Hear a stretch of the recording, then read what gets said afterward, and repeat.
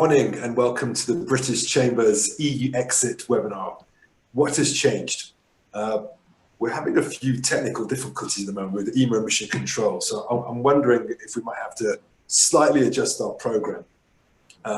We were going to start off with an icebreaker question, essentially saying if Brexit was a Jane Austen novel, which one it would be? But perhaps we'll come back to that one. I'd like to welcome everybody on behalf of the British Chamber and welcome our panelists. We have Charlie Morris from the Foreign and Commonwealth Development Office, who is a trade policy advisor for Southern Africa. Rian Geldenhuys, CEO of Trade Law Chambers, the preeminent law firm in international trade. And Liaan Kretzschmar, who is Chief Commercial Officer and Chief Finance Officer for Jaguar Land Rover. My colleague Cecilia, Vice President, will be feeding in questions from the panel, from the audience throughout this. And we've got Emma in mission control, who may or may not join us depending on her IT issues. I suppose it's a good way to start. Brexit's been happening for 4.5 years, and essentially if it can go wrong, it will go wrong. We just had a lovely rehearsal. So while we're dealing with some of the technical stuff in the background, perhaps we'll move on to our first kind of key topic from our key panelists. So essentially, South Africa and the EU not the EU, the UK have entered into a new trade agreement through, essentially referred to as the SA-UK Trade SACU+M agreement. And Charlie Morris from the Foreign and Commonwealth Development Office is going to kick us off, essentially telling us what the deal encompasses, how it impacts things for South Africa and UK trade, and what we need to know so that we can continue trading going forward. So Charlie, slightly earlier than expected, but welcome and thank you for joining us. If you'd like to take yourself off mute and talk us through the SACU+M trade agreement.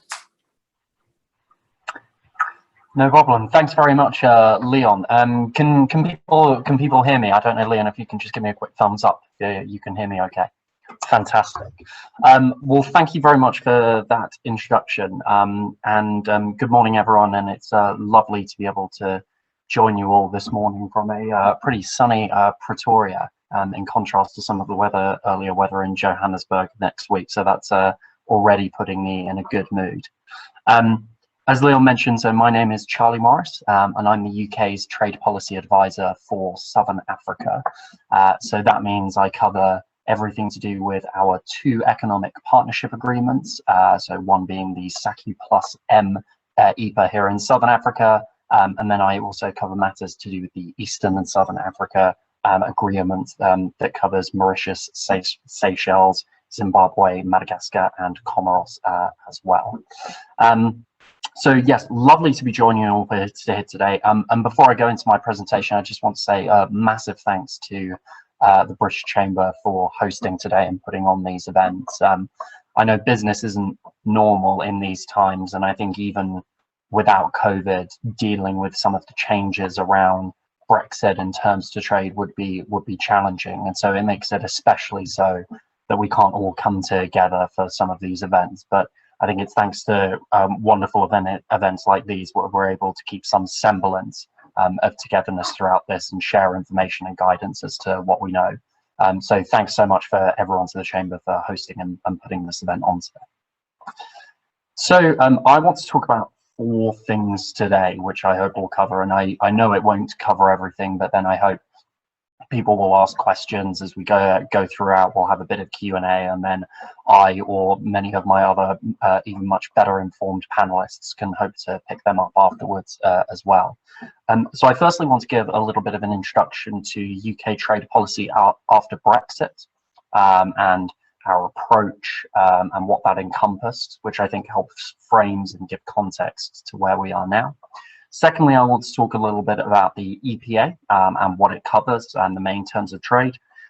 Thirdly, I want to talk about some of the areas where trade isn't quite the same, and I think things that people therefore need to consider in a bit more depth and what they might want to look out for. And fourthly, I just want to talk about some of the practicalities about trading under the new EPA and some of the guidance that's available. So I hope that will be useful to everyone here. So let's go straight into it. So firstly, a little bit of an introduction. Liaan, are you about to ask? Yeah, sorry, just before you launch, Charlie, and I should say to the audience, this is interactive. please feel free to use the Q&A function, raise your hand, and we'll try and feed in your questions as best we can. Thanks, Charlie. Perfect. Thank you, Liaan. Yeah, that would be super helpful. And I may not spot them as I go throughout my presentation, but if I'll do, I'll try to weave them in where I can, or if not, pick them up afterwards. So firstly, with UK trade policy after Brexit. So as mentioned, it's been about 4.5 years since the referendum to leave the European Union. And I think what it's fair to say is, right in the aftermath of that referendum, there was lots that wasn't known about what trade would be like after Brexit, and what the terms of trade would be, and how that would be affected by whatever the relationship was between when we left the EU. But one of the things that the UK and ministers were always clear on throughout the entire Brexit process was the paramount importance of our trading relationships with the rest of the world, and particularly those trading relationships that were underpinned by the network of 40+ free trade agreements that we had through the EU. And so pretty quickly after that referendum, one of the guarantees that ministers made was that they wanted to try as hard as possible to replicate all of those agreements and make sure they were in place at the point at which the UK left the European Union, in order to minimise disruption to traders, businesses, consumers, and investors.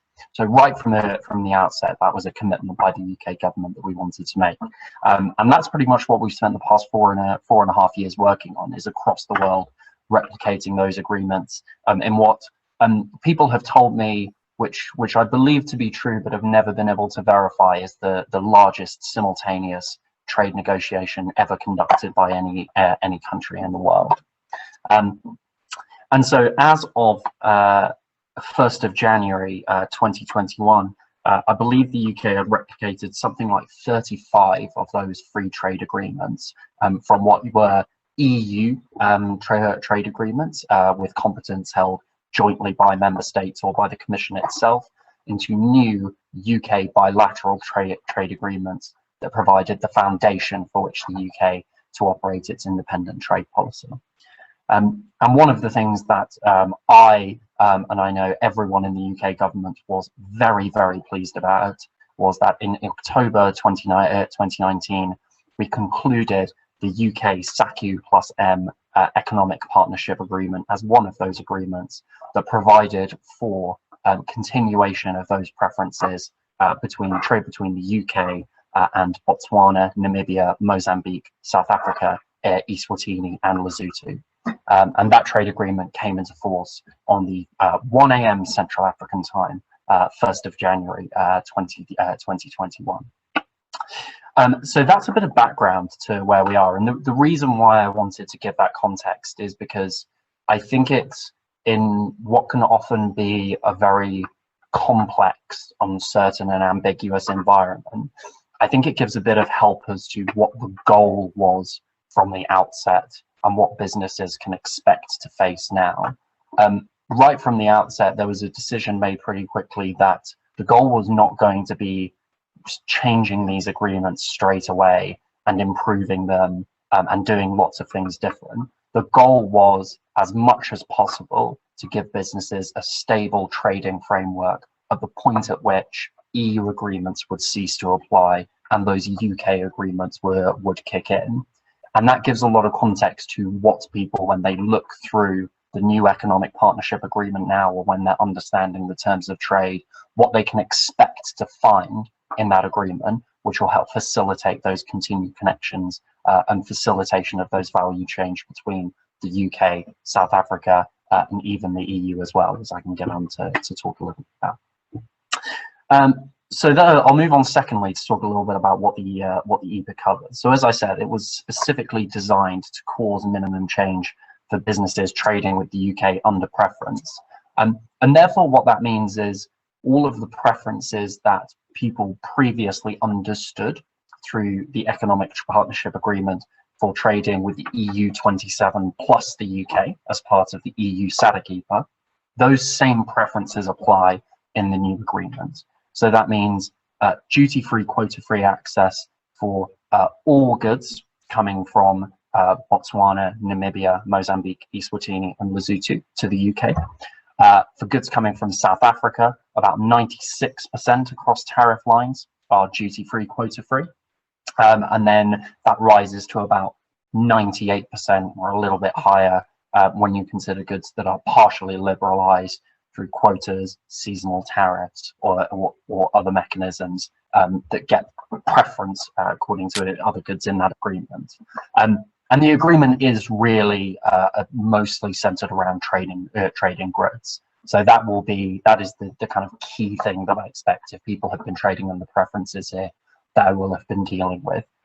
Some people who trade in certain products may also make use of geographical indications in either direction.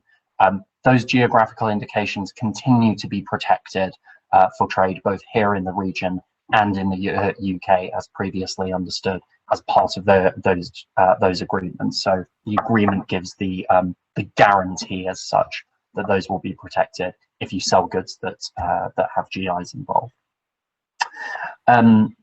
There is also in the agreement a wide range of mechanisms that support continued cooperation on various aspects of trade between the UK, South Africa and everyone else in the region, on sanitary and phytosanitary measures, on technical barriers to trade, on customs and facilitation, all of those sorts of things. And that's one of the things kind of now as we are just coming up to 2 months into trading under the new economic partnership agreement. That's something that the UK government is thinking very carefully about, and it's about how we can best establish those to make sure trade is as frictionless, as seamless as possible, according to the terms of that agreement as we continue on. So that is the agreement in a nutshell. Thirdly, I want to then cover some areas of trade that just aren't quite the same. And I think there's 3 main areas that people should be aware of. The first is in the area of tariff rate quotas. If there are any kind of trade experts in the room, one of the things that's not quite as simple as, while you can across a particular good copy and paste a preference for a tariff code, it's not quite as easy for a quota to exactly calculate how that should be split when you're making an agreement into a new bilateral agreement. So as part of the process of continuation, what we agreed with our SACU+M partners was that we would, as best as possible, replicate the effect of those quotas. So those quotas became resized in the new agreement to account for trade that flowed to South Africa. So for example, if you export, for people exporting wine from South Africa to the UK, in the new agreement, there is a new quota for wine that allows you to export wine under quota and get those preferences accordingly. And the size of that quota is in proportion to trade data we have that shows how much trade flow between the 2 countries. And those quotas provided are extra and on top of the quotas for the EU agreement as well. So you will be able to continue accessing those quotas. It will just be via a slightly different mechanism and according to a slightly different calculation. So that's the first area. The second and slightly more complicated area is on rules of origin. And this is the sort of nitty-gritty of terms of trade that I imagine probably people here 2 months into trading will be having lots of questions about. So on the one hand, one of the things that we agreed in the UK agreement, that best as possible we would replicate those preferences according to how trade was done currently, which includes trade across EU markets. So in the agreement, there is a provision that allows for accumulation of UK content for a preferential trade between the UK and Southern Africa.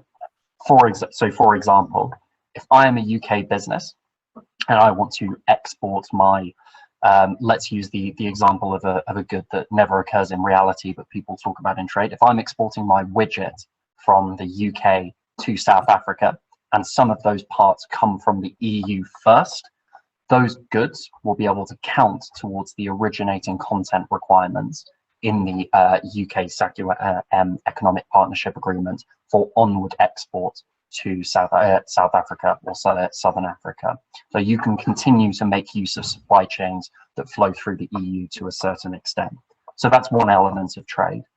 It is worth saying though that that provision in the agreement is really about what we could control bilaterally in that agreement.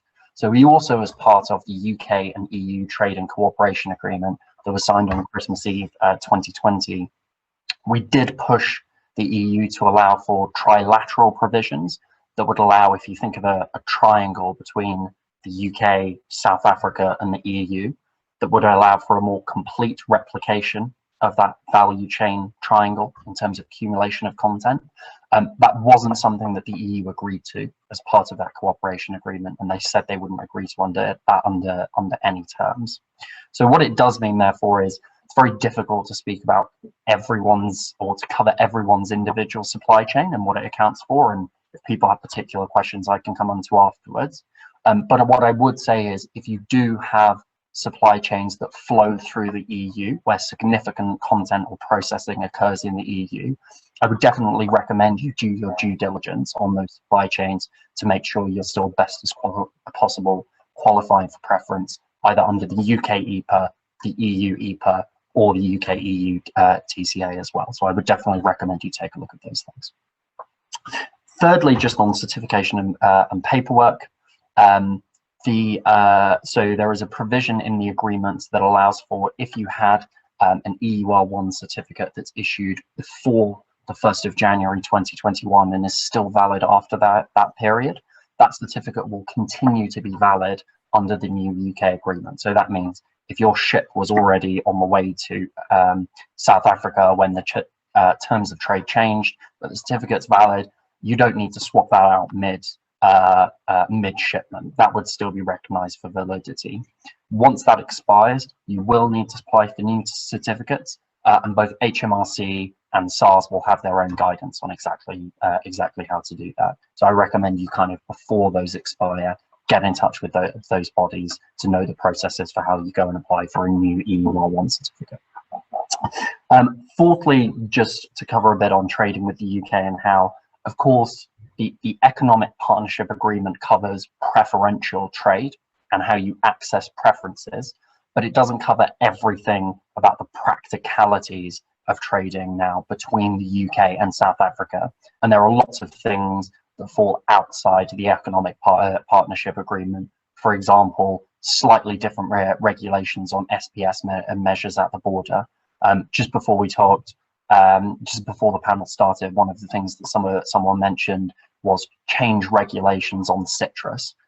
So for anyone involved in exporting citrus from South Africa to the UK, one of the big changes is that citrus has now been deregulated as a product for export, which is in kind of notable difference to the EU's approach, because of course the UK doesn't really have the lovely climate to be able to grow such citrus, unlike here. So that's, again, something people should do their due diligence on protecting. There's plenty of advice on gov.uk, and if you haven't got the links to that, then certainly I can share them around after this. Just to point out a couple in particular, there's a really excellent tool called the UK Trade Tariff Lookup Tool, which means you can go and search for your particular good just by product or according to the HS code. You can say you want to export from the UK to South Africa or the other way around, and it will tell you tariff preferences available, all of the different measures that are in place, guidance that you need to be aware of. Something I really recommend you having a look at this if you're doing on a regular basis, just to make sure you've covered off everything. So that is everything from me. I will now hand back to Liaan. Thank you very much. Charlie, thank you very much indeed for that kind of comprehensive overview and setting the scene. And it's interesting, we were looking at a YouGov poll before we put this webinar out to our members, and it suggested that only 34% of respondents were still interested in Brexit. It was no longer a leading concerning issue for British business. But I think what you've just covered shows the work that the FCDO has been doing alongside the DIT in ensuring trade can continue hopefully as seamlessly as possible. But equally, when we put this invitation out to our members, we've been inundated with quite a few questions, and I can see quite a few are coming through as you've been talking. So at that point, I'm going to hand over to you, Cecilia, and maybe look at some of our polls and some of the questions. I think first of all, just after a really detailed and great breakdown from Charlie, don't know about everyone else out there, but my head is kind of spinning, and I'm thinking we have to go to our icebreaker first that we missed out on, so everyone can take a breath before we get into even more detail. Emma, if you can launch that one for us again, thanks. So again, I refer to this, and our tech is gratefully up and running again. If the EU exit Brexit were a Jane Austen novel, which one would it be? We're keeping it very British and English this morning. We've discussed the weather, we've discussed widgets, and now Jane Austen. We'll see what we can keep going for the theme. Yeah, I personally feel all of them are quite relevant. Perhaps I'd go for Pride and Prejudice. Please vote.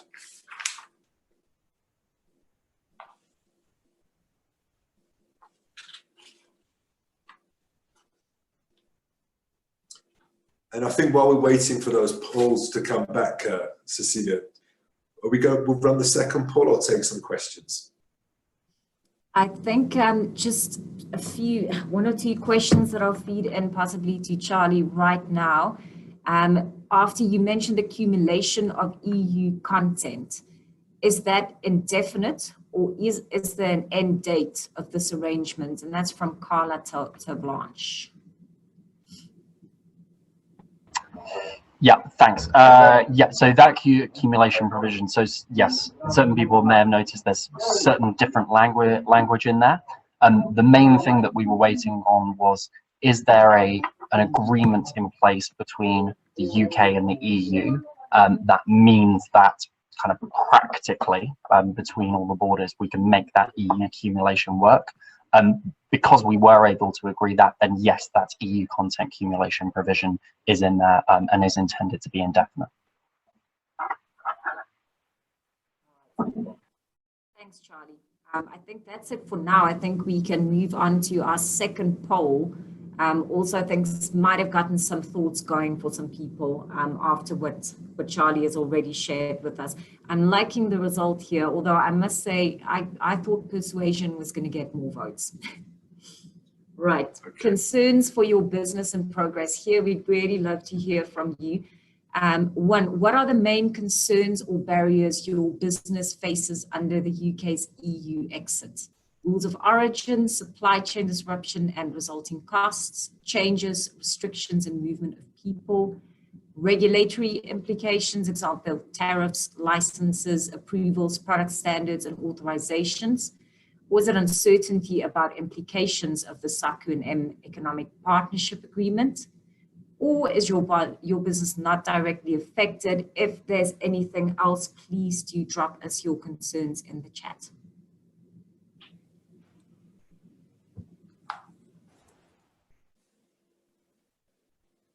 And I like Kyle's comment saying, thankfully, it's not Sanditon. I certainly enjoyed Sanditon on Showmax recently. Yeah. So maybe we can look at the results of those polls, Emma, and then we'll move on to our next topic, which is supply chain, then before addressing movement of people. So what we can see is your main concerns presently are rules of origin, with 32% saying supply chain disruption, that's coming through. Changes and restrictions in movement of people, 15%. The regulatory implications, tariffs, licenses, approvals, product standards, authorizations at 24%. And just over a quarter of you, the 26% saying your business is not directly affected. That's not a huge surprise, actually. I didn't see the results from our literary poll to see. Did those flash up? Here we go. Pride and Prejudice, there we go. Pride and Prejudice, nearly 2/3 of us sensing that, but the balance being persuasion and sense and sensibility. Thank you all. Yeah, thank you, Charlie. And please feel free to answer some questions that we'll no doubt have for the rest of the session. Moving on, I'm really looking to Rian and to Liaan here. How will supply chains be affected, changed, especially bearing in mind the rules of origin? We've seen that's a significant concern for our members. And the rules of origin are complications for manufacturers with multiple jurisdictional supply chains. Perhaps I could start with you, Rian, to comment on that question. Thank you, Liaan. I'll take that one. And also thank you once again to the British Chamber for hosting this. It's always a great privilege to be a panelist on your esteemed webinars. I really enjoy it. And also thank you very much to everybody who's going to participate in this from the panelist side, but also from the attendee side. And Charlie, I think you did a brilliant job in bringing everything into a very neat, precise way of looking at trade. Essentially what you've done with us here in the southern tip of Africa is you've kept the status quo, save for a few instances where we've been treated differently. And I think that kind of also is probably the platform from which I should launch in order to address the supply chain question. I think, you know, we should be wary of the fact that we essentially have 3 different trading regimes. And those regimes are, of course, as a result of the different agreements that we have. So for the Southern African region, what we're sitting with is we're sitting with a trade regime with the UK, which is essentially a replication of what we've got under the Economic Partnership Agreement with the EU, save for a few differences. Then, of course, we've got the trading arrangement that we have with the European Union, and as Charlie explained what that may entail. And then, of course, we've got the third component, which is also quite important if you're looking from it from a supply chain perspective, and that is the trade and cooperation agreement that the UK has with the EU, and how that fits into, you know, supply chains that you may have. So to answer the question even further, I think one should also just quickly go back to what rules of origin are. I mean, in its simplest form, it is the rules telling us when we know that a particular product constitute of all of its different parts is deemed to originate from a certain territory. So take a frozen pizza that you can buy from Woolies as an example. So the flour would come from, let's say, for instance, South Africa, the cheese would come from Ireland, the ham would come from Italy, and so you go on. At the end of the day, once we put that all together, we've pre-baked it and it goes into the freezer and it's now going to be exported. And which country does that particular product originate from? So the rules of origin tell us exactly what you need to do in order to know whether that product originates from country A, B, or C. And why that's important is because that is how we classify how the product is going to be treated, both from a tariff perspective, but then also in terms of other type of trade barriers that we may have. So in my pizza example, you'd typically be looking then at sanitary and phytosanitary requirements. So the rules and regulations around food safety and health of humans, as an example. So that's why those agreements are so important and why there's such a lot of detail in those rules of origin. So like Charlie said, and like what I'm going to demonstrate now, just on a high level is, you know, these are high level kind of like indicative answers, but really the devil is in the detail, and it's super specific to product and industry. So, you know, to see to what extent your supply chain is going to be disrupted or not, you really need to, as Charlie mentioned, do your due diligence, spend time with it, and get advice also on it if that is something that is really important to you, because it will have a serious impact on your supply chain. But furthermore, I just want to mention the following. If we're looking at the supply chain disruption that could potentially happen, we have to look at the trade and cooperation agreement that the EU has with the UK in order to see what was agreed. So the bare essentials of what was agreed is that it's either a product that's wholly obtained and one that will count towards, you know, having that preferential access to the other market, or it's one that, you know, all of the inputs came from one particular territory and then was worked into one particular product and that then originates from that particular territory. Or then you do not only use products from the EU or the UK, use products from third countries, and they're essentially sitting with a kind of a forked approach in the road. So it's either that there is an annex that's product specific to tell us the sufficient amount of working and processing that that product must undergo in order for it to be deemed or be treated as originating in, for instance, the EU or the UK, or then we have something that they call tolerances. So if you cannot comply with those particular rules and the annexes that this product specific annexes that I mentioned, then will have a certain tolerance. So, you know, again, sticking to a very simple example, in my pizza example, for you to claim the originating status as that particular pizza coming from the UK it will typically be a percentage of the inputs that must originate from the UK in order for that product to be seen as originating in the UK. So if you cannot comply with that, it might be that there's a tolerance that allows you to still be qualifying as a UK produced product. And that tolerance would then typically be, in my example, the weight of the ham. So the European part cannot be more than, for instance, 10% of the total weight of the pizza. And if you comply with that, then Bob's your uncle. You're allowed to export that particular pizza as a UK pizza to the southern tip of Africa under the preferential trading arrangement that we have. So just through that very simple example, one can imagine many different myriad really of possible scenarios that can come up. I mean, think about, for instance, the automotive sector, where I think Liaan would be able to speak to those examples much more clearly than I would be able to. But the amount of to and from of those products going to not only in between the UK and the EU, but also to third countries. And what that means in terms of the calculation, the sufficient working and processing. And really it is Excel spreadsheets that needs to be kept up that runs into, you know, the tens of hundreds of megabytes just to see exactly what happens there. But it is definitely an issue that I think businesses should be aware of. It may definitely have an impact on your supply chain. It might have a very severe impact on your supply chain, especially if some of those products or inputs that you use, they no longer count as originating. And therefore you are maybe encountering tariffs that could be much higher than what you currently think may have a relevance in terms of the three trading arrangements that I spoke of. Because essentially, as Charlie explained, you know, if you're from South Africa, you're probably the worst off. But roughly 98% of all of our trade is duty-free. So there isn't really a risk there. But all of a sudden you have a component coming in from China. Well, the Chinese tariff is 45%. So into the UK. So all of a sudden you have a significant issue, especially if the value of that particular component or part of product is of course a high value item. Then 45% counts significantly towards it. So Liaan, I don't know if you may want to take the floor and speak about some of the examples that you might have encountered and that might be proven a little bit worrisome in the automotive sector or elsewhere. Yeah, thanks for that. I think Liaan, just before you jump in, thanks Rian for that extended metaphor around the pizza. I think it's very topical that in the spirit of collaboration with the EU, we're using an Italian food to describe how we're going to continue our trading relationship. But that kind of brought it to life really nicely.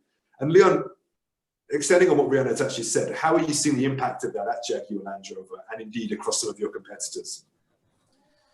Thanks, Liaan. Thanks, Rian, and Charlie for setting the scene.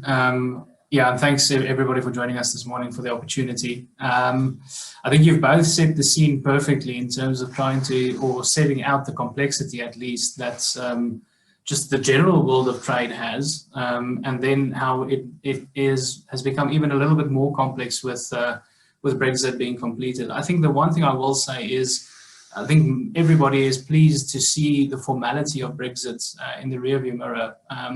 Not for any other reason. I think business people and businesses in general have shown themselves to be very resilient.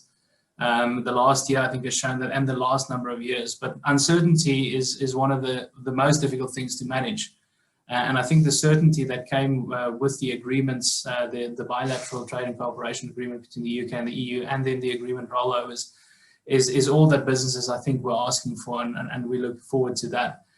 I mean, extending on from the examples that Rian and Charlie put forward, let me maybe put it into context here. So automotive supply chains are some of the most deeply diversified and integrated supply chains that you will find from anywhere.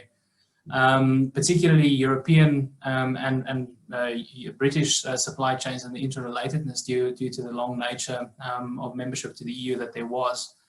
But if you take an example, so you can have the example where iron ore is mined in South Africa. It is exported to China. In China, there's value addition or change into steel. That steel then gets exported to the EU, and there you have extrusions made, rolled out, and used in different parts that might start its value chain in one side of the EU, move from one supplier into the other. So you have a third-tier supplier supplying to what we call a second-tier supplier, then supplying to what's ultimately the first-tier supplier, or the supplier into us as the automotive OEM or original equipment manufacturer. where does that part originate from? And I think that's where the complexity of rules of origin comes from, because you really have to work all the way back through your supply chain. And I saw a question from Carla, and I saw a couple of people from the automotive industry on the call. That's where the challenge in the automotive industry lies, is due to that deep integration, and it's not something that you unwind overnight. You really have to work all the way through to your supply chain to understand where's the weight of the value addition, and where does that then accumulate towards in terms of rules of origin. I mean, does that part start in South Africa because that's where the raw mineral or raw material comes from? Or is the part actually China origin? And it's not an easy question to answer. I think where the trade and cooperation agreement in the UK and the EU is strong and takes some of that complexity out is the accumulation of European content towards ultimately a British, in our case, British built car or a British finished product. It takes some of that complexity away because in many respects, the rules of origin remains the same. Charlie alluded to the fact that the agreement wasn't able to establish that tripartite leg. And I think that's where the complexity comes in, is you don't only have flow from the EU into the UK, of course you have flow from the UK into the EU. And how do you establish, and that accumulation, rather, shall I say, isn't recognized in the same way going back towards the EU. So now where previously you might have had a product finished in the EU, a part made that is exported globally for fitment to cars or whatever the case might be, that automatically qualified for duty and tariff preference, you might not have that tomorrow because of the UK element and content that is not accumulated towards that. So certainly, it's posing some challenges. There are deep levels of investigation and understanding. Rian, I think, mentioned Excel spreadsheets running into numbers of megabytes. I think some of them run into gigabytes in size, just to try and understand and kind of work through that supply chain to understand that. So definitely, it is a challenge. But as I said at the start, it's a challenge with certainty, and that's something you can manage. Where you don't have the certainty, that's always difficult to manage. And that's something you can prepare for and you can plan for. And I think in that respect, we were all pleased to see the trade and cooperation agreement signed on Christmas Eve. I mean, in practice, we have seen some challenges, certainly from a supply chain perspective. This is not unique to our industry or to our business, in fact. And I mean, we all follow the news and we see that there are some teething problems in terms of cross-border and free movement of goods between the EU and the UK. I do think that those will get ironed out and solved quite quickly. I mean, I see the intention and the work around, or the commitment from both governments, or the governments, consolidated governments of the EU and Britain, really working towards that. I do think from a South African perspective and from a SACU+ Mozambique perspective, the very strong commitment from the start from both the South African government as well as from the British government to have this rollover agreement took a lot of uncertainty out of the way. In fact, we knew ahead of time that there was going to be a rollover provision that would come into effect and that the majority of those provisions would go over. Again, it just removes some of the uncertainty. So that's some of the impact that we've seen on our side and on our industry, at least at large. Thanks for that, Liaan and Rian. And interestingly, that has been the most posed question around what happens next. And I do agree that it was really good to see that deal get signed off on Christmas Eve. It felt like a gift just to give us, the business community, that element of certainty. The next area which comes up regularly, and one that affects me personally, when I start to plan my Christmas ski holidays to France or Italy as a British citizen, and I might want to take a job in a bar or in a ski chalet, what happens now in terms of the movement of people? How does that impact on us? Do our businesses have the right people in the right place at the right time? Will the end to freedom of movement result in us having skill shortages or limited talent pools? And this has been really topical in the higher education space, when something like 40% of Russell Group University professors are actually from the European Union. Are businesses introducing new processes and obtaining new rights to work evidence? And what about business travel and secondments? And this is an area, again, we saw it in our poll that people want to know about, and something we hear about as well from our members writing to us and people reaching out to us anecdotally to say, what do we do now in terms of freedom of movement? Perhaps, Rian, I could come back to you to kick off with that. Sure, thank you very much, Liaan. I'll try and kick it off as best I can, and then people please fill in color in the details. Of course, I think the question is only really relevant if you are not from South Africa or the southern tip of Africa, because essentially the regime for us, going to work in the ski resort in the EU or doing a trip to the UK has remained exactly the same. Perhaps on the British side, and Charlie, please do correct me if I'm wrong, but I think the impression is that it's probably going to be stricter policies from Britain's side going forward in terms of allowing people in and out for whatever the reason may be. It might not be in terms of short-term tourist visas and things like that, but for something a bit more meaningful that's going to generate revenue for the person traveling, I think that's probably going to get a bit more tougher over time.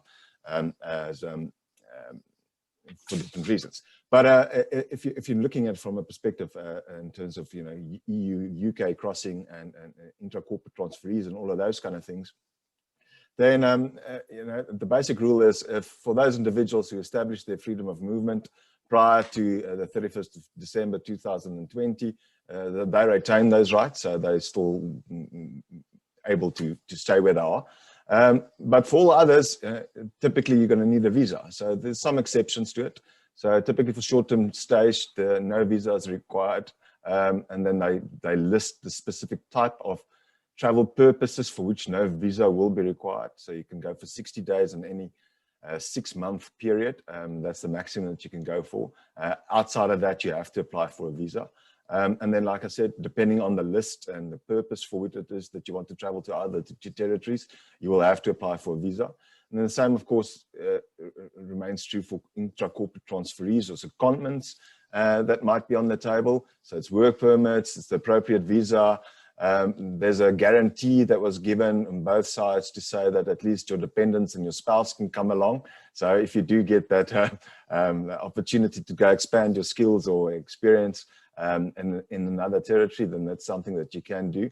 But I think an important thing to bear in mind there is that currently we don't have mutual recognition of professional qualifications between the two territories, meaning the UK and the EU. So that is definitely a consideration for individuals, considering a move, or for corporates thinking of moving certain, at least professionals, between their branches or offices or whatever it is that they might have. So that is something that needs consideration. And of course, there you have to go look at the specific regulatory framework in making that work. And then maybe just one other thing that I'll say before I will greatly hand over to the rest of the panelists. And that is just to say this, that there seems to be sometimes often a confusion when you speak to business people out there in terms of what really happened in terms of the TCA. The TCA is an agreement for trade in goods, and that's it. There's of course some bells and whistles, and we can make something about it, but that's really what it boils down to. There's nothing really on services. We have certain indications that we want to go towards free movement of services, but we have a host of exceptions and exemptions by all of the member states of the EU saying that you can't do it, essentially. And maybe I should say something about services at a later point. I see there's a question about that. But the point that I'm trying to make is quite a lot of people are service providers. And for them to be able to provide that particular service, there will be restrictions in place on them. And specifically, if you are traveling to that other territory in order to provide that service.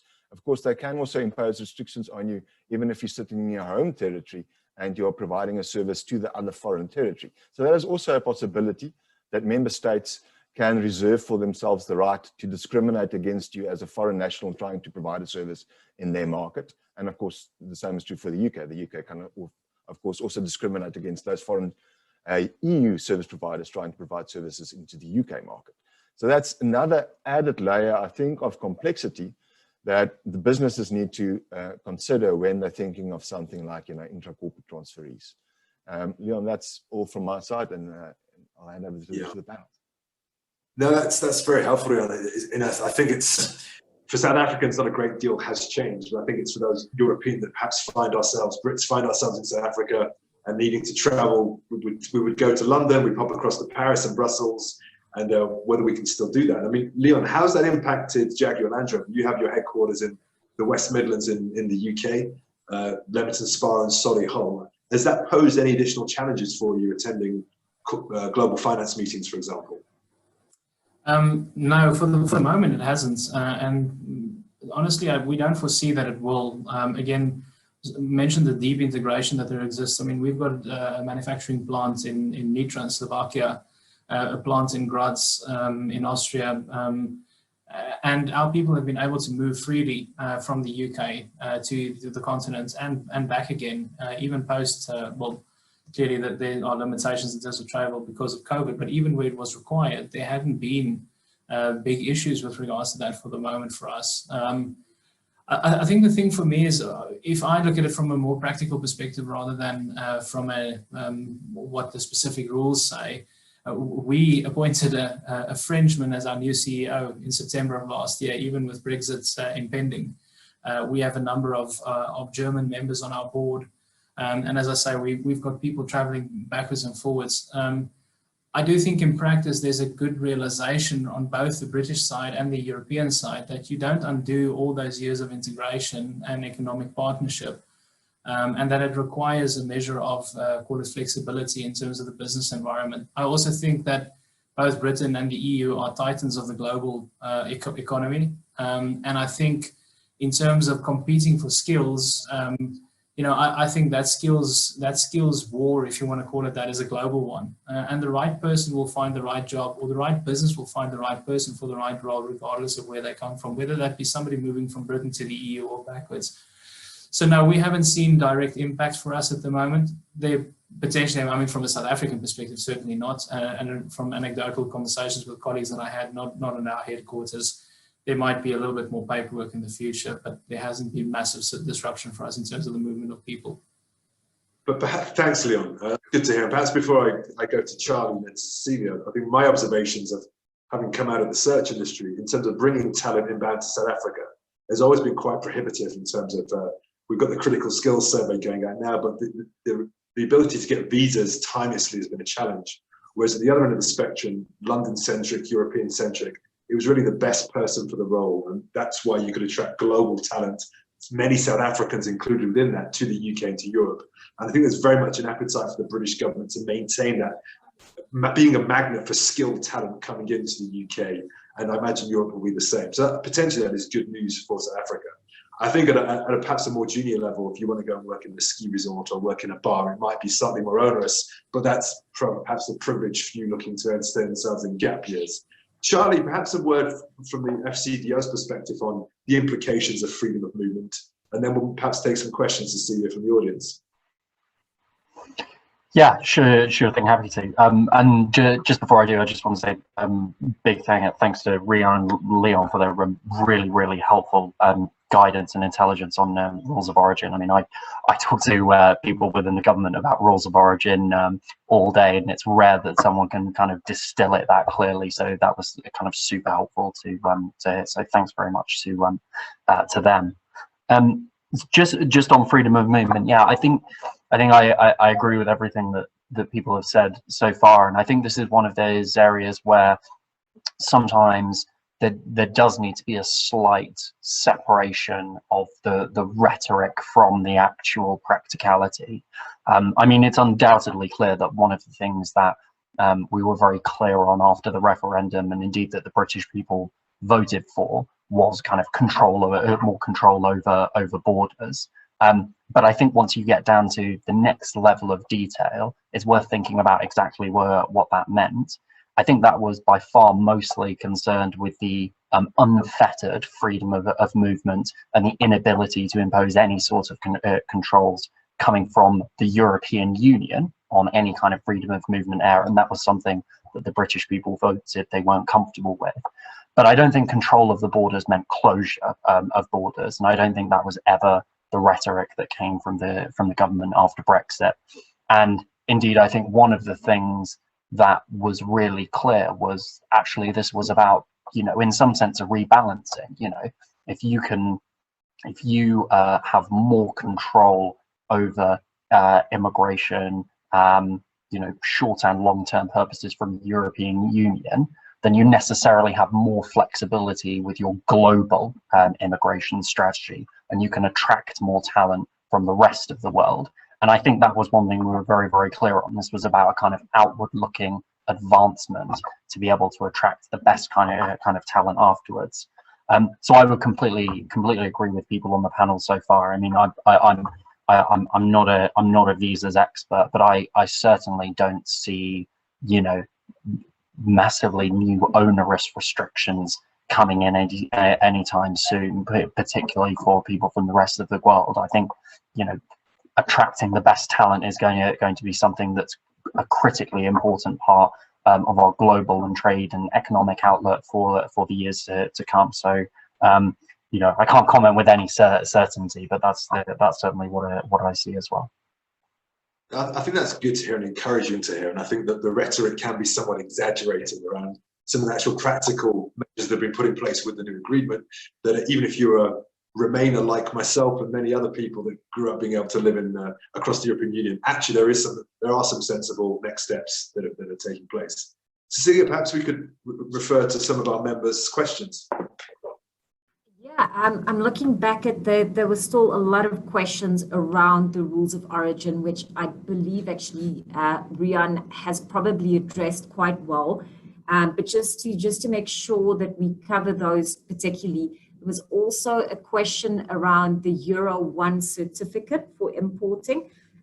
First of all, when that's going to be coming into effect. There's a EU one and then a new UK EU one. Rian, you might be more in-depth aware of this, but apparently some of our members have said they've had varying answers from UK side on which one they should use.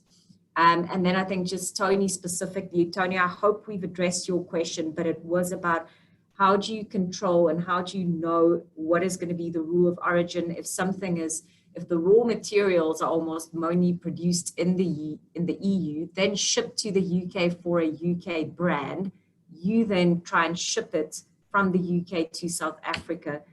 How does that play out for you? Is it a UK origin? How complicated does it get? I'll stop there because that's already quite a mouthful. Cecilia, if I can just maybe start off just to kick it in Charlie's direction, and then maybe I can take some of the questions. But Charlie already mentioned Euro 1, so maybe he just wants to elaborate on that. And then I'm happy to take Tony's question. Yeah, sure thing, Candy. So I think this is one where there's a bit of confusion in name more than anything else as part of it. So I think lots of people, you know, quite naturally understand that now it's the kind of UK SACU+M agreement. It's going to be a different form. In fact, it is still the EUR1 form, and that is the form that is referenced in the agreement. That is the certificate that will be issued to you for export. It does look slightly different in that it will say the United Kingdom rather than the European Community on those forms for that movement certificate. But really, it is pretty much the same form, and that's as well a kind of form that's contained in the rules of origin protocol to allow you for export. So you should continue to use that form. And again, all kinds of guidance on the UK government website where you can find access to those forms and guidance on how to get them. Yeah, that's just on the forms. On the second question, maybe I'll go back to Rian. Again, it is always very, very difficult to be able to advise on individual circumstance in that case. This case sounds like is something that would be covered by the diagonal accumulations in the UK SACU+M EPA, if that content comes from the EU first to the UK and then onwards to South Africa.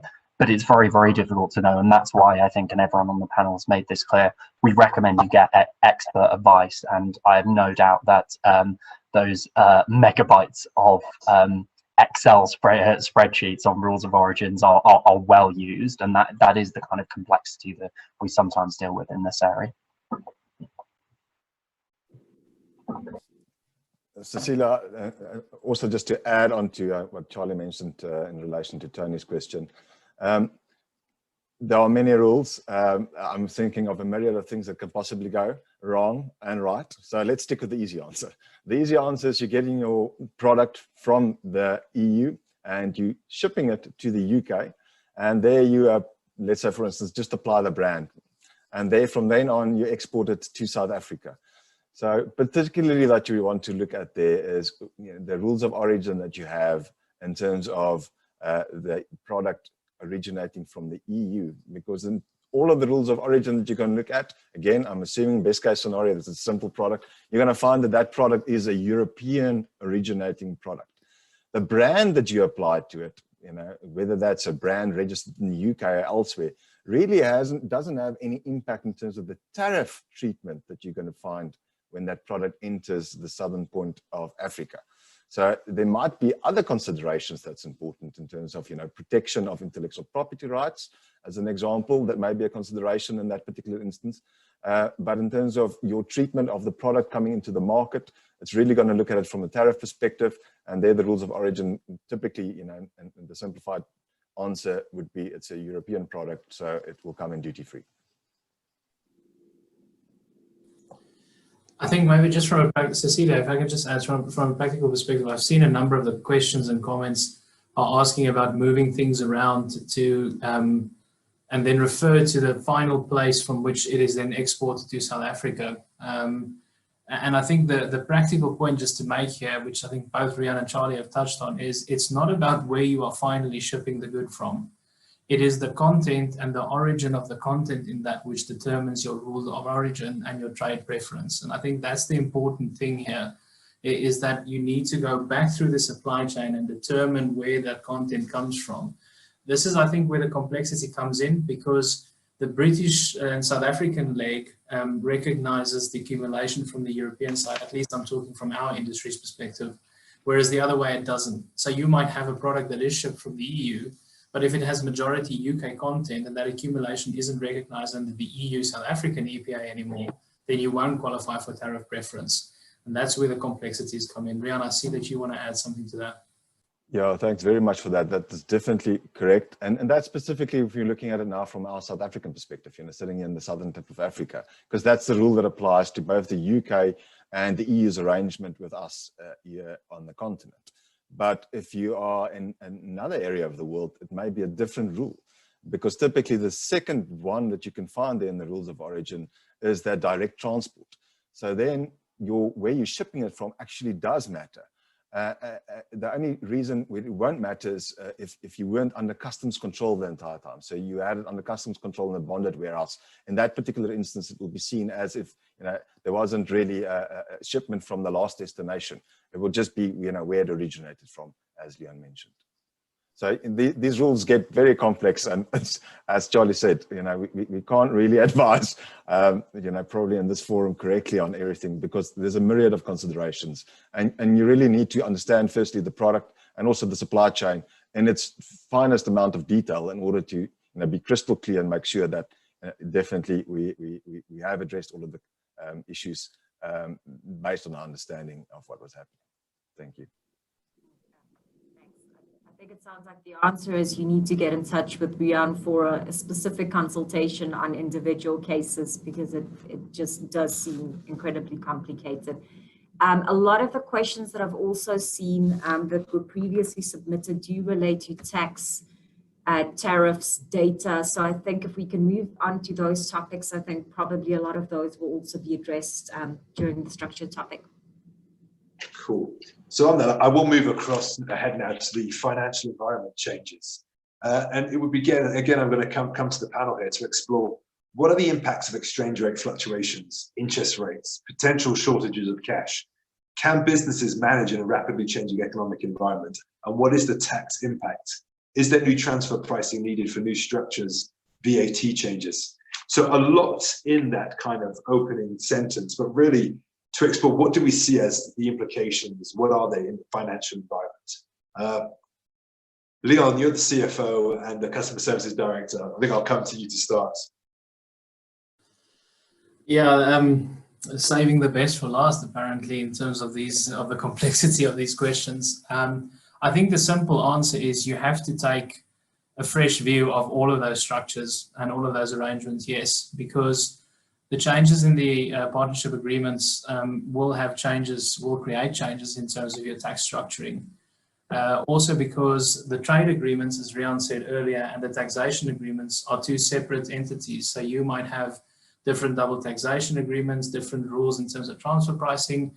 Of course, the OECD sets up the guidance in terms of transfer pricing and profit shifting on a global basis. So there is a level playing field, but there are individual tax agreements that come into effect. So the simple answer is you need to look at, understand, well, from a customs and a duty perspective, understand your rules of origin and understand your supply chain from that perspective. And then for the balance of your tax affairs, transfer pricing and so forth, understand what the fundamental shift is in terms of where the product is now coming from and where you are essentially transacting with. So where is your designated party that you're transacting with? I think the first part of the question is probably a more broader business question in terms of the impact of exchange rates and the management thereof. There's this term that's being used quite broadly, VUCA, volatile, uncertain, complex, and ambiguous. And I think we can all agree that that is our world, that is the business. So I would almost say that if you can't manage in these environments, then your business potentially is at risk, because that is the normality that we see. The world is so interlinked and interrelated that is what you have to do. You have to play in front of you. So exchange rates, of course, do play a big part in South Africa, particularly. I mean, the rand is one of the most volatile currencies in the world, and can react at the drop of a hat. The budget speech later this week is going to be interesting to see how that affects us. And there are different outlooks on the impact of the rand. How do you manage for that? You manage based on what you know right now, I suppose, because it can all change tomorrow. Who would have said a year ago that we wouldn't be meeting together in a room anymore, but we would be virtually meeting all of the time, because that's how the world has changed. So I mentioned at the start that businesses are adaptable and resilient. I truly believe that, because the people that are within them are adaptable and resilient. And it's about adapting to those changes and making the best decisions in the moment that you can. And you have to, for the survival of your business. I'd certainly echo that, Liaan, in terms of from a VUCA context. Even before COVID struck, the world was becoming a volatile, uncertain, complex, and certainly ambiguous place. COVID has certainly accelerated that. So businesses that do not adapt, they maintain the same business models and expect to continue trading as before, are going to really struggle. And I think at the Chamber, we really want to help our members navigate this VUCA paradigm. And hopefully we can help you by sharing knowledge like this, or helping you with your business model and strategy in more detail, because it's been really interesting. I see Kyle from Vollers on the call today, who's actually expanded his business into the UK from Finland via Stellenbosch during COVID. And it's great to be able to help our members do that, but we have to think differently. We have to look at new markets. And I think the way we're communicating today, we're all in the same country, but we actually don't have to be. We could be having this panel with somebody in Mexico, China, Hong Kong, Paris, London, and that is the new normal, to use another hackneyed phrase. So I just really echo that sentiment around get used to VUCA, it is the new normal. Rian, any comments yourself around the financial environment? Sorry, just struggling there with the mute button. Liaan, no, not really. I think Liaan really kind of addressed all of the points that I made in terms of, tax, etc. So I'm very happy with, what he's mentioned. Yeah. Have we covered the question, Cecilia, from the audience there on this pretty meaty topic? One of the new VUCA things is you have to unmute yourself. Yeah. So. I think we've touched on it, but I'm just actually going to read out some of the new ones, just in case there's anything to possibly clarify on that. Alistair is asking, any tax treatment changes to intercompany transfer pricing for exports supplied ex-UK into the RSA subsidiaries African market other than South Africa?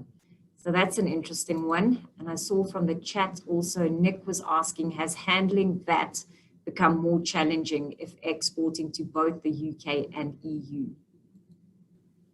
We can perhaps have some specific comments on that.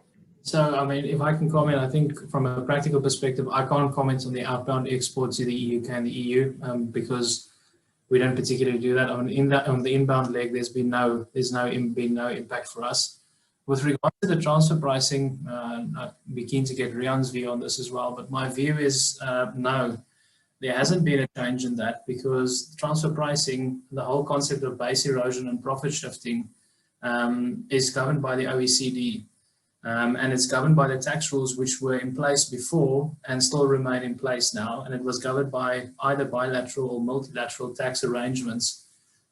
So your transfer pricing, it might be different. So I'm talking more from our personal perspective, maybe, but not aware that there's been significant shifts in the tax landscape, because the trade and the tax landscape from a customer's perspective, of course, go hand in hand. But from the balance of that, the rules have remained unchanged. Yeah, Liaan, that's 100% correct. I mean, nothing has changed from a tax perspective. You know, the only thing the trade agreement and specifically the TCA addresses will be, of course, customs duties, state aid, and then, of course, there's a protocol and VAT treatment. But it just explains exactly how VAT is going to work. But nothing has changed from that perspective.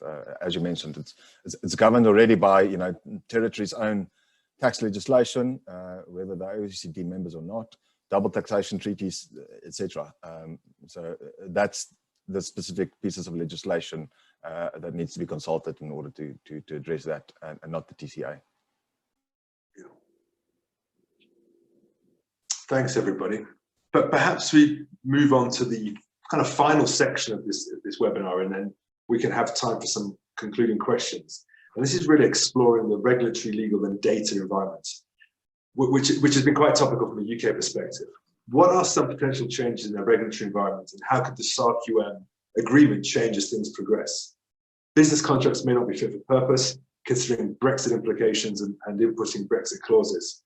What MB is there for business to mitigate the potential disruption to data flows between the UK and the EU? So really looking at some of the legal frameworks, the shifting landscape, with our eyes on the regulatory environment, and talking to the data piece as well. Again, Rian, perhaps you kick us off here, and we can come to Charlie and then to Liaan. Sure, Liaan. I'll again just keep the outlines, and then hopefully someone's got some colourful pens. I think there's two components to consider. The one is the regulatory, legal, and data environment in terms of EU-UK arrangements. And of course, then the other one, as you mentioned, you know, SACU+M and us going into the UK and the EU. So let's start with the UK-EU relationship. I think there are going to be many changes, and the reason there are going to be many changes is the reason why you Brexited. You didn't want to be under the regime that was imposed by the EU. So the EU is going to go their way, and the UK is going to go their way. So you are going to find that there will be many different regulatory changes. We're already seeing those kind of things, and I don't know if Charlie also wants to add to these things. As an example, conformity assessments. So you used to always have the CE mark on all of your products going to the European Union. Now you're going to also have a UK conformity assessment mark on your products. If you're selling that product in both markets, your product needs to comply to both those types of different regimes bearing both marks. So that's, you know, kind of like our South African Bureau of Standards kind of mark. It's probably like an equivalent to that for, you know, the South Africans in the room. But of course, it doesn't stop there. We have two very big elephants in the room in trade, and they are called TBT, or Technical Barriers to Trade, and SPS, Sanitary and Phytosanitary Measures. So the TBT measures are your technical specifications that products need to comply to, and your SPS is your sanitary and phytosanitary, so your food, health, and animal plant safety requirements that those particular products will need to comply to. Those things are diverging, and they are diverging because the EU and the UK couldn't agree to say that we're going to give each other equivalence. So my food protection regime is the same as yours, and therefore the products can move in between one another. So depending on what your policy prerogatives may be in either territory, we're going to see that over time, those things will move further and further apart. Now, to bring that back down to the southern tip of Africa's perspective, essentially the same would be true, because when we are trading with the UK, we are trading under our SPS and TBT regime in terms of that particular agreement. So it depends on what the UK imposes. Or if we're looking at the SADC EU EPA, we're looking at what the EU imposes. It's the same way, of course, would be true for them trading with us, South Africa and the rest of the members, they maintain their policy prerogative to change those things, to advance the policies that they are trying to achieve in setting the standards for those particular issues. So we are going to see those differences, and I think we're already seeing some of them coming to the fore, even though we're only 2 months in. So that's definitely something to consider. It's also something to consider in terms of, I think, a myriad of different agreements that we have out there. You can imagine just from your procurement side, if you have different procurement agreements in place, ensuring that that the suppliers, however long and far back that value chain may go, will adhere to the new regulatory requirements that's going to be imposed in it. So whatever contract you had previously, if it wasn't tailored and fit for purpose to kind of contemplate future changes, that's something that one would need to have to address. Another example of something that one might have to address is in terms of data and the flow of data. And I think that's also part of this particular topic. So GDPR, as the European Union's regulations around data and the privacy of it. Obviously previously as a member of the European Union, the UK was also subject to it. But now they have a 4-month period that can be extended for, to a total of 6 months, where essentially the UK is not seen as a third country. So data flow can still happen. However, by the expiration of that 4 months, or by extension 6 months, the EU must have given the UK a decision as to whether it deems its regime as equivalent to protecting the data of European citizens that's equal to what Europe gives its own citizens. So that needs to be in place in order for the data to flow. Otherwise, that's a bit of an issue in terms of data flow.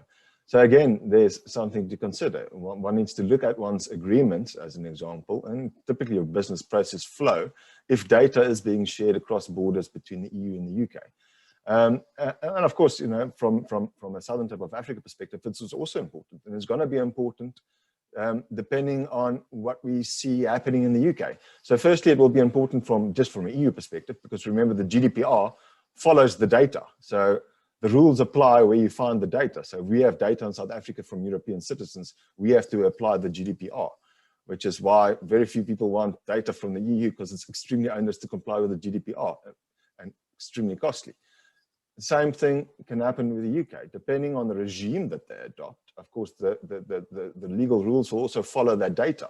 So if you're getting data on this particular site, it's definitely something to look at. I think, Leon, the long and the short is that we're going to find divergence in those two markets, and for people to comply, or businesses to comply with those, I think there's going to be a lot of homework that needs to be done. Already some of the homework can be done, but of course, the divergence is really only going to start taking a hold a little bit later on.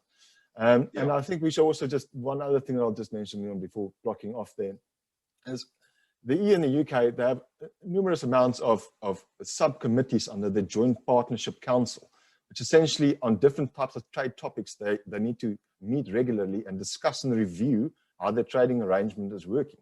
So we're going to see from that also changes flowing, which is a key thing to watch in time in order to see what may develop in this trading landscape. Thanks, Leon. Thanks, Rian. I certainly agree. I think as we trade under this new regime, that the unknown unknowns will become apparent and policy will have to follow, and hopefully that the bilateral nature of that can be quite swift. Perhaps, Charlie, you could comment on that, the regulatory framework, the data implications, and how quickly policy can pivot going forward if required. Yeah, thanks. Happy to give you a few thoughts on that. But in summary, I think Rian summed it up well. It is a really, really complicated area, just with all of the different moving parts. And I think this is one of those where, in some sense, my world, which largely but not wholly focuses on free trade agreements and the economic partnership agreement, is somewhat simple. I have a document that I can look at which tells me about the terms of trade, and that's enshrined in a legal treaty between South Africa and the UK. this is one of those areas where it's a little bit different and where there is a lot more uncertainty to deal with. And so I think if you are a business that's involved in this kind of trade, being up to speed on all of those things that may affect you and being super aware of some of those changes is really, really important. I mean, just we're on broad kind of brushstrokes on regulatory stuff on SBS, TBT, and a few other things. I mean, broadly, our approach after for the 1st of January was, by and large, where we can, try and keep things mostly the same as possible. There's quite a lot of changes that people already had to deal with, where it relates to our broad positions on things like SPS measures. Keep most of those things exactly the same. There were some changes, and I mentioned one of the things I think on a sort of positive note was about our position on SPS requirements for citrus exports, or citrus imports to the UK. But broadly, that was it was keep things mostly the same. Undoubtedly, I think that, exactly as you said, part of the reason and rationale for leaving the EU was to be able to set and consider things that now make sense for an independent UK, as opposed to the UK as being part of one of the EU, and that may mean on certain things divergence in those particular areas. I can certainly say on SPS, which is one of the areas that's a little bit closer to home for me. It may well be certain changes in future, but I think one of the things that the government's always been very committed to is maintaining similar high standards on SPS measures after Brexit. Those may be, again, those are high standards which are implemented in different and maybe more trade efficient ways, but certainly definitely high standards. The other thing that I can say about some of those regulatory changes is that the UK, both through its own domestic legal requirements and indeed requirements that it has through the WTO, for those necessary changes to requirements in the regulatory environment that affect trade, there are consultation periods for those changes, where the UK government openly invites views from interested stakeholders about how that would affect them, and that is not just for UK domestic businesses to be able to take part in. That is also for overseas businesses to be able to take part in. And so that's something I'd recommend. If you spot something where there are changes to trade, get involved, submit your things to consultation. I've worked in consultation teams in the past. We really do listen and take on board those responses about how it may affect, and it does affect what happens to that legislation. They are genuine consultations which we go through.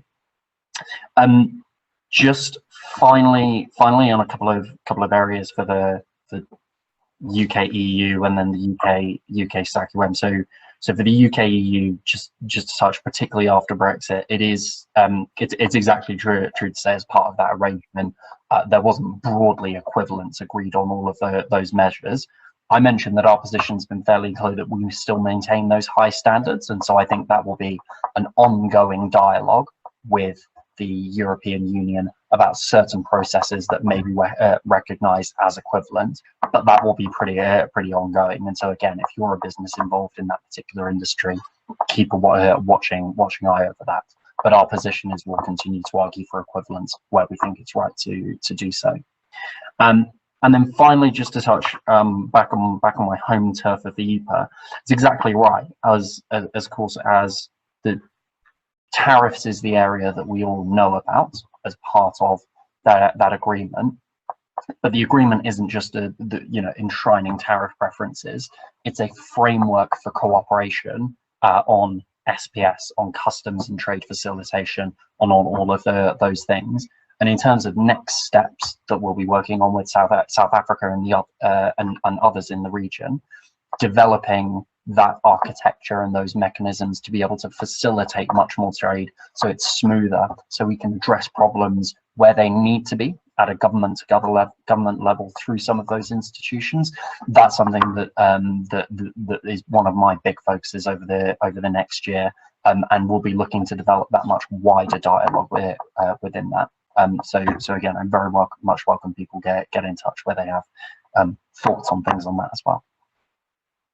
Thanks, Charlie. Comprehensive answer from yourself and Rian there. And Liaan, before I come to you for concluding comments, what I think we'll do is run our final poll. And essentially, this poll is exploring, do we see opportunities in this new environment? Do you see opportunities for more business under the UK's EU exit, a new trading arrangement in the UK? And perhaps this is a binary answer, yes or no, but essentially, if there are opportunities, perhaps you could put them in the chat column or in the Q&A so we could share those. Because I think what I've been hearing is, I won't want to preempt the poll, is yes, there's a great deal of complexity, but aligned to that is a lot of opportunity still. But perhaps we'll talk to that in our concluding remarks. It'd be great to see those results as soon as they pop up, Liaan.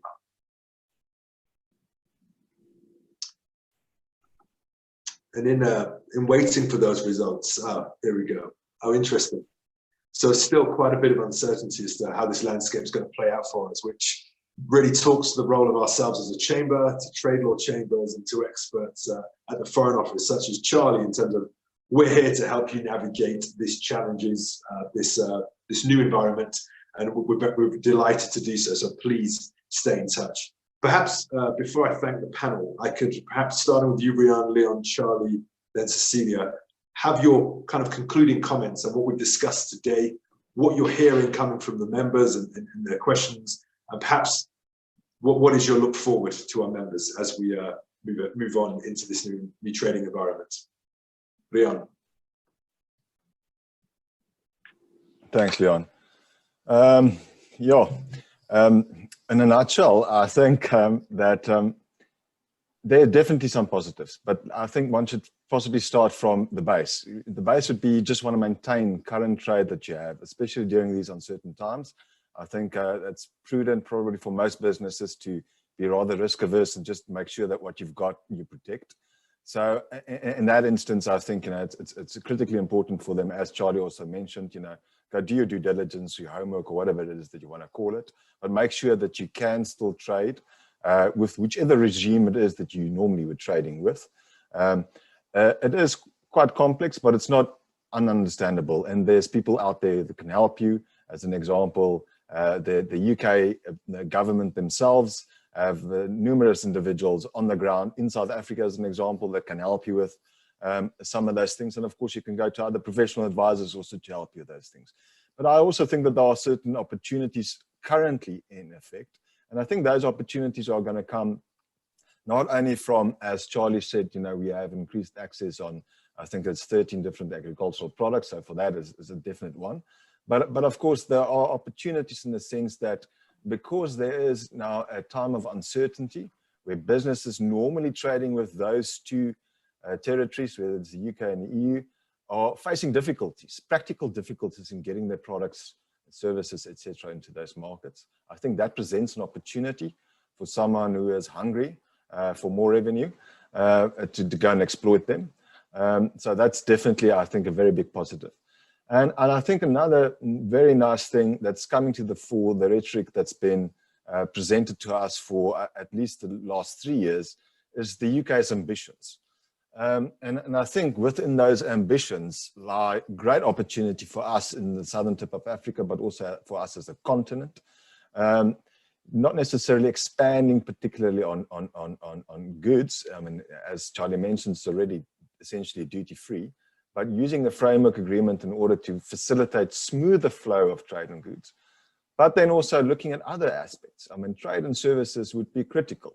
And South Africa is a large service provider. The EU is a large consumer of services. The UK is a large consumer of services, and equally, both in their own rights, also a large supplier. But we're sitting with situations where, essentially the trading regime on many of those services, simply, you cannot do trade with them. So if we can get something like that on the ground from the UK as a kick-off, it would be a tremendous opportunity for people here in the southern tip of Africa. So I think overall, Even though Brexit has been a thorny issue, and possibly it's going to be a negative issue in the very short run, possibly more in the period that we had the great deal of uncertainty. In the medium to long term, it's going to be beneficial for us here in the southern continent, but also southern tip of Africa, but also, of course, for the UK. Thanks, Liaan. Thanks, Rian. Yeah, Liaan, I think just to add, you know, I mentioned at the start that Brexit's in the rearview mirror, and to a large, you know, the dateline Brexit definitely is. But I think we all, I mean, what we heard today, and you know, a number of comments that were made, ongoing trade policy, working groups, consultation groups. I don't think by any means everything is set in stone. I think where both the EU and Britain has done well is to get a reasonably stable rollover of provisions, and to keep that reasonably stable in this period. But I have no doubt, as with everything else in the world, that there will be changes going forward. Now, I don't know whether I'm a naive optimist, but all these changes have to pose an opportunity. And I definitely see that there are opportunities. Of course, there may be hurdles to overcome. I don't think there ever are not hurdles to overcome in business to take grab of that opportunity. And Rian mentioned, you know, the guy hungry for extra revenue is the person that's going to be willing to climb those hurdles. So I think that there are exciting times ahead. In certain respects, it might negatively affect on certain parties, in certain respects positive, but there's definitely going to be change. I don't think there's any doubt about that. And as I say, therein I think lies the opportunity. The reasonable stability that we have for the moment is good, but my advice, if I can use that, not advice, but would really say maybe buckle up. It's still going to be a little bit of a ride, I think, ahead here. To see where we land and where we get to. But yeah, that's my view of where things will be going. Thanks, Liaan. And Cecilia, I see there's quite a lot of questions and around the topic of Lord Frost. Well, there's really Tato from Ford Motor Company really wants to know our views on whether the recent appointment of David Frost, now Lord Frost, what might his appointment, how might it impact the future relationship with the EU? And I think just as a very brief background, David Frost was appointed as Minister of State very recently to take over from Michael Gove as co-chair of the EU-UK Joint Committee and also with the Withdrawal Agreement Council. He only reports to the House of Lords and not to the House of Commons, which has been a bit of a point of contention. I think possibly Liaan and Charlie can tell you about the VUCA-ness of the House of Lords versus the House of Commons. But this has caused some disgruntlement from the Shadow Secretary. It means also that responsibility will now not be shared with other departments as much, like the Foreign and Commonwealth Office and the Department of Trade. It's going to rest more solely on him, giving him quite a huge policy-making clout. He's known for having quite a frank style of negotiation. I think this is where there's some concern with parties, is that he might not have the sensitivity to deal with the Northern Ireland issues, which are really volatile negotiations as it stands already. That is a concern. He's the former chair of the Scottish Whisky Association, so I think, and was handpicked by Boris to actually take this job. I think it could spell, my personal opinion, we'll have to see how the chips fall, but it might make negotiations simpler and quicker going forward. And I think that's probably Minister Boris's idea, Prime Minister's idea behind his appointment. It could also be that he's going to be more pro-business. He has said out loud that he really looks to maximize on the opportunities for Britain. So that could be a positive. I think how he plays it and what he learns going forward as a minister in a slightly different capacity, that's really going to make the difference. But perhaps, Liaan, I don't know if you've had any comments, or Charlie. I think that's a lovely point to hand over to Charlie, put him on the spot, and perhaps give his concluding comments as well. Then I'll come back to you, Cecilia, and I'll close the webinar. There you go, Charlie. Sure. Thanks very much. I mean, just to cover off the point on Lord Frost, I think it is, you know, one of the sort of quirks of the UK system. It is completely normal to have ministers even in a cabinet from the House of Lords, which is the second appointed chamber of the UK Parliament compared to the House of Commons. So that's a pretty regular feature. I mean, from my perspective, you know, so Lord Frost is obviously taking over a role in the Cabinet Office that will be looking at Europe trade as a whole. And it's difficult to think of someone right now within the UK system that is more experienced or qualified to do so, based on his negotiations with the EU. He comes from that intimate understanding of that relationship. And of the agreement in itself and where certain things to work on. And I think, you know, having that experience continued to be there is something that's only going to be hopefully really beneficial to us. So that's hopefully just covering that off from my perspective. Just to kind of give some brief concluding remarks. I mean, firstly, to anything, once again, a massive thank you to Liaan, to Celia, to Emo, to the whole chamber, to all of the kind of panelists for their absolutely expert advice on a huge range of topics, and to the audience for questions. It's really been a kind of privilege to take part in today. So thank you so much for having me along. Just to give my thoughts on, I suppose, the what's next question. I mean, South Africa and indeed the African continent is a vitally important trading partner for the UK, and that was really undermined at the African Investment Summit this year and last year, where I think the Prime Minister spoke on exactly how important that relationship to us. You know, just South Africa, I think these are pre-COVID figures, but pretty much 10 billion of trade before COVID. I think that's really gone down now to around 8 billion or so, but I've no doubt our ambition is to get that back up to where it was and to grow that figure even further.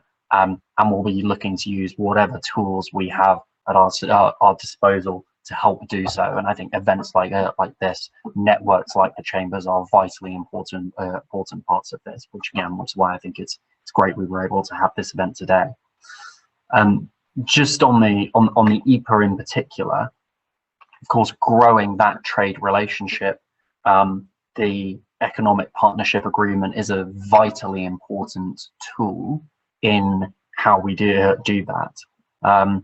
Implementation of that agreement is crucial, I think, and I think Rian also referred to this, and that takes time to do, and time to do properly, and making sure, even if you have the preferences in a legal treaty, making sure people can access those as smoothly as possible is absolutely critical to doing so. We know preference utilization under the agreement is pretty high. So where people do trade under goods that are eligible for preferences, they tend to make use of them. But that doesn't account for people who don't access those preferences or trade those goods in the first place because they might be put off by some of the other measures. And that's what we'll be looking to focus on, certainly over the next couple of years. But it is worth saying that implementation is not the limit of our ambition, and that's one of the privileges of an independent trade policy, is that we can now think for ourselves and talk to our counterparts in the region about what the best way is to improve that agreement for all of our mutual benefit. And so that's something I'm kind of really excited to be with you all here in South Africa to see how that goes over the next couple of years. So thank you very much. It's been a privilege to take part in today, and hopefully I'll see many of you at some point soon. Thanks very much, John. And in conclusion, my comments on Lord Frost, having a fellow francophone like myself could possibly do no harm in trade negotiations. We're not renowned for being the most polyglot nation as Brits, so when we are multilingual, we should use it. That certainly will help us. Just really like to, again, thank Rian, Liaan, and Charlie for being our panelists.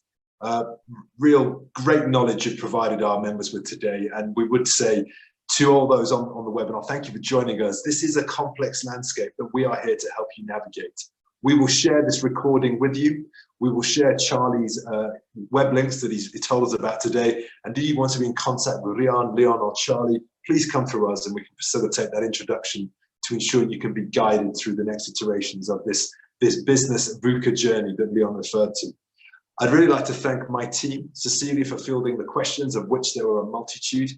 To EMA and Mission Control, we got off to a shaky start when the systems failed, but we soldiered on, well done.